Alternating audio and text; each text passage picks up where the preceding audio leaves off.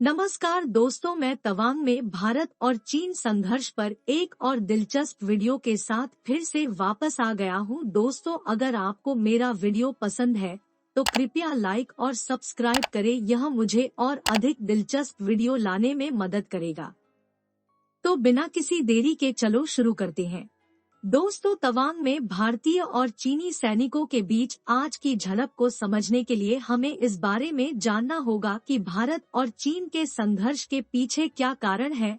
आइए चर्चा करते हैं उन बिंदुओं पर जिन्होंने भारत चीन प्रतिद्वंद्विता को जन्म दिया।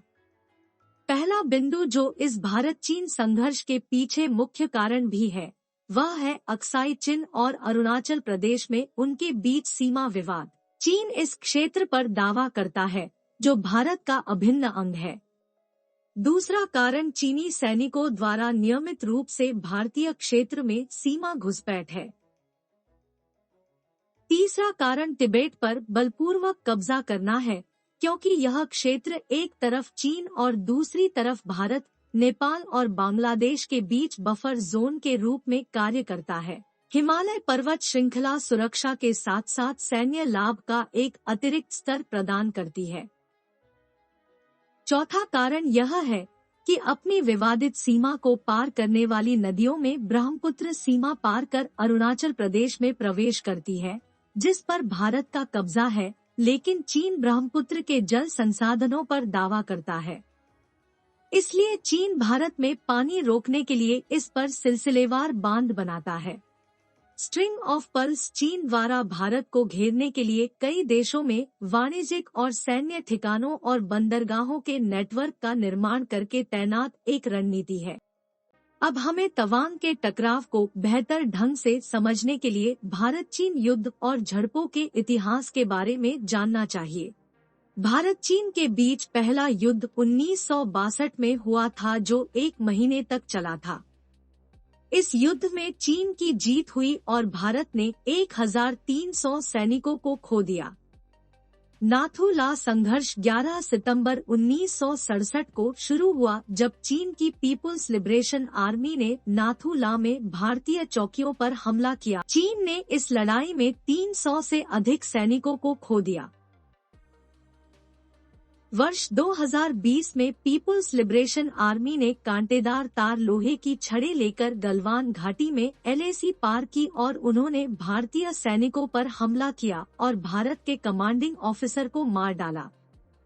इसके बाद भारतीय सैनिकों ने 40 चीनी सैनिकों को मार गिराया, लेकिन 20 भारतीय सैनिकों ने इस प्रक्रिया में राष्ट्र के लिए अपना जीवन दे दिया।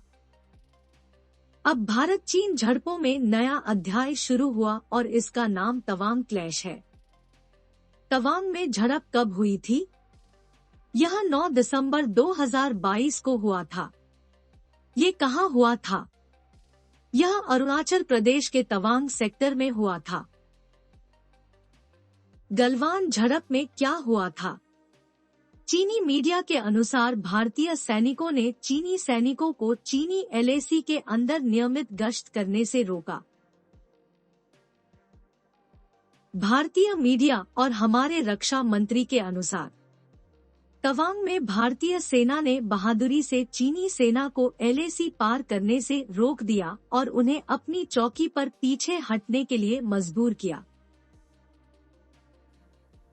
अरुणाचल प्रदेश में तवांग के पास भारतीय क्षेत्र में घुसपैठ करने का प्रयास करने वाले चीनी सैनिक यांगस्टे में वास्तविक नियंत्रण रेखा पर एक निगरानी चौकी स्थापित करने की योजना बना रहे थे, लेकिन भारतीय सैनिकों ने सीमा पर आक्रामक हमले के साथ उनकी योजना को विफल कर दिया। भारतीय सैनिकों ने उन्हें बहादुरी से पीछे धकेला। दोनों तरफ से काफी चोटें आई है। इस झड़प के बाद भारतीय रक्षा बलों ने अपनी रक्षा को मजबूत किया और अपने उन्नत रक्षा प्रणाली सीमा से लगे इलाकों में लगा दिया है, जिसमें भारतीय वायु सेना ने एलएसी के साथ अपनी सभी आकाश वायु रक्षा प्रणाली को सक्रिय किया। भारतीय रक्षा बल ने एलएसी पर ब्रह्मोस मिसाइल प्रणाली को सक्रिय किया। यह इस वर्ग में सबसे अच्छी मिसाइल है। भारतीय वायु सेना ने एलएसी पर अपने राफेल को हाई अलर्ट मोड पर रखा। यह भारत का सबसे उन्नत लड़ाकू विमान है। भारतीय वायुसेना ने LAC पर अपने सुखोई को हाई अलर्ट मोड पर रखा। यह चौथी पीढ़ी का सबसे अच्छा विमान है। भारतीय रक्षा बलों ने LAC सीमा पर अपनी सबसे शक्तिशाली वायु रक्षा प्रणाली S-400 को सक्रिय किया। भारत की प्रतिक्रिया ने चीन को स्तब्ध कर दिया कि वे अब चुप हैं, लेकिन वे फिर से वापस आएंगे। लेकिन इस बार भारत तैयार होगा और भारत उन्हें वास्तव में कठिन समय देगा।